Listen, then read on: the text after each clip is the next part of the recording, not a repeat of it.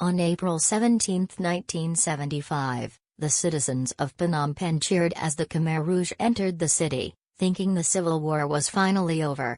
They were wrong. Within hours, the soldiers ordered the entire population, millions of people, to leave the city at gunpoint.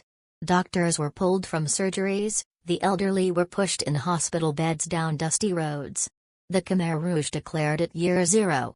They weren't just changing the government, they were attempting to delete the modern world and return Cambodia to a primitive, agrarian utopia. The regime divided the population into two groups, the old people, peasants who already lived in the countryside, and the new people, city dwellers, intellectuals, and professionals.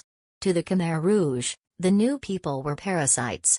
Wearing glasses, speaking a foreign language, or having soft hands was enough to be labeled a class enemy. The injustice was a war on the mind, schools were turned into prisons, libraries were burned, and money was abolished. If you were a teacher, a lawyer, or an engineer, you were marked for education, which almost always meant death.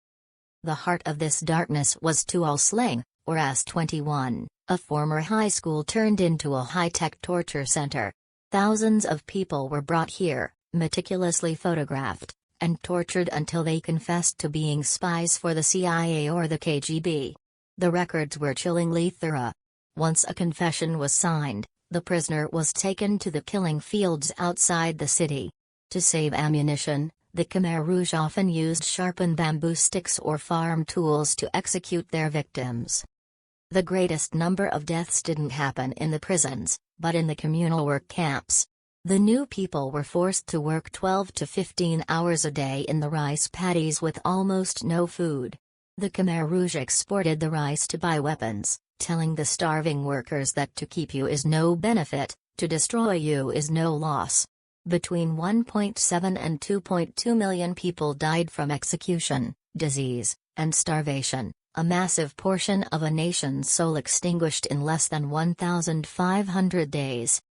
The injustice of Cambodia lasted long after the regime fell. For decades, the leaders of the Khmer Rouge lived in freedom or participated in the government, while the survivors lived side by side with their former tormentors. It wasn't until the 2000s that a UN-backed tribunal finally began to hold the aging architects of the genocide accountable. The killing fields remain today as a silent, physical scar on the landscape, a reminder of what happens when ideology is placed above the value of a human life. Cambodia's Year Zero proves that the most dangerous weapon in any war isn't a bomb or a gun, it's the belief that an entire class of people is standing in the way of progress and must be removed to achieve it.